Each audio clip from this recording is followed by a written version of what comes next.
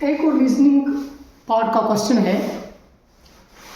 Question इस तरह से है, in the following question various terms of an alphabet series are given with one term missing, which is shown by question mark.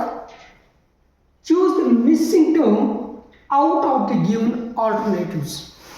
That means out of the 4 options. 4 options या 4 alternatives में से हमने missing term को ढूंढना है। यहाँ पे question mark है तो इसका मतलब ये मिसिंग टर्म है। इनमें से हमने इसको देख लेना कौन सी टर्म आएगी यहाँ पे। तो क्वेश्चन है N5V जो कि पहली टर्म है, दूसरी टर्म है K7T, तीसरी टर्म मिसिंग है और चौथी टर्म है E14P और पांचवी टर्म है B19N।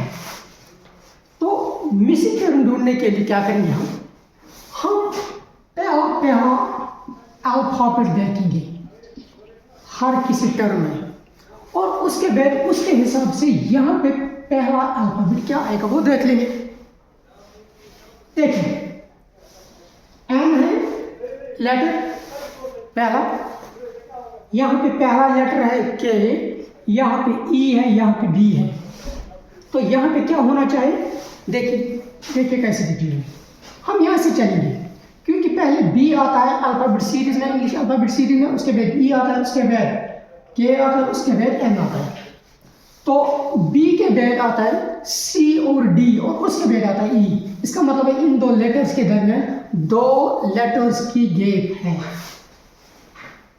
बी सी डी और ई। इसका मतलब है यहाँ पे भी 2 लेटर्स की गैप होनी चाहिए। ई के बाद आता है एफ जी और इसका मतलब यहाँ पे एच होना चाहिए, ये पहला अल्फाबेट, क्योंकि एच के बाद आता है आई जे और उसके बाद आता है के, यानी कि 2 लेटर्स यहाँ पे भी उनकी गैप है और उसके बाद के आता है। के और एन के दरमियान 2 लेटर्स की गैप है, एल एम की गैप है और उसके बाद आता है एन। तो इसका मतलब है ये पहला अल्फाबेट क्या आएगा यहाँ पे वो हमने देख लिया, वो एच होगा। तो बी ई एच के और एन। उसके बाद दूसरे लेटर की बात हम करेंगे इन टर्म्स की। तो यहाँ पे वी है, यहाँ पे टी है, यहाँ पे क्या होगा वो हमने देख लेना है। यहाँ पे पी है और यहाँ पे एन है। अब हम यहाँ से चलेंगे क्योंकि एन जो है उस और पी के दरमियान हम देखेंगे गैप कितने लेटर्स की है।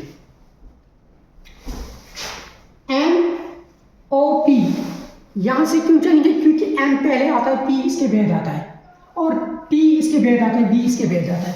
तो एन फिर ओ पी यानी कि एक लेटर की गैप है यहां पे। तो एन इस टर्म में है, इस टर्म में होगा, इस टर्म में है पी। तो एन ओ के बाद आएगा पी, यानी कि एक टर्म की एक लेटर की गैप रहेगी।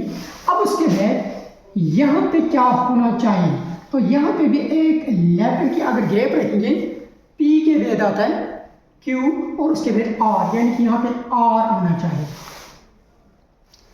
तो आर के बाद एक लेटर की गैप होनी चाहिए, तब डी आना चाहिए। तो देख लेते हैं आता है कि नहीं।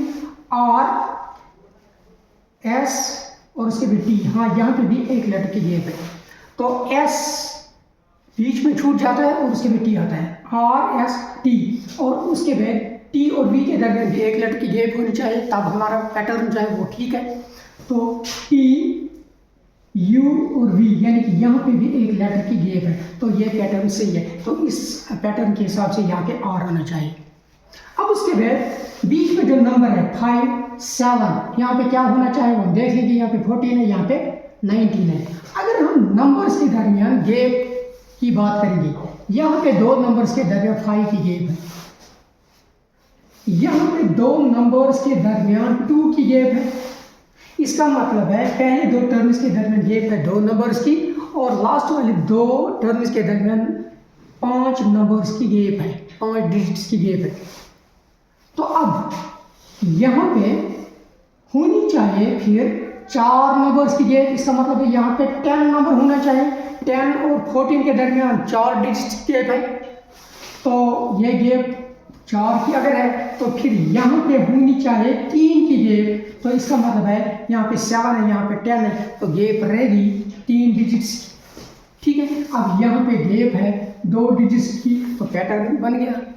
तो पैटर्न यहाँ पे जो बन गया है वो है 5, 7, 10, 14, 19। तभी जो गैप रहेगी वो 2 डिजिट्स की गैप रहेगी, यहाँ 3 डिजिट्स की, यहाँ 4, यहाँ 5 डिजिट्स की। तो इस तरह से हम देख रहे जो मिसिंग टर्म है वो होनी चाहिए H10R, जो कि ये ऑप्शन सही है, सी ऑप्शन H10R। ये ऑप्शन सही नहीं है क्योंकि ये H9R है।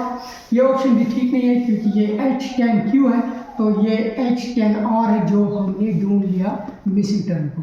तो यहाँ पे I10R है, ये भी सही नहीं, तो ये सही ऑप्शन है इसका। समझ आ गया? चलो।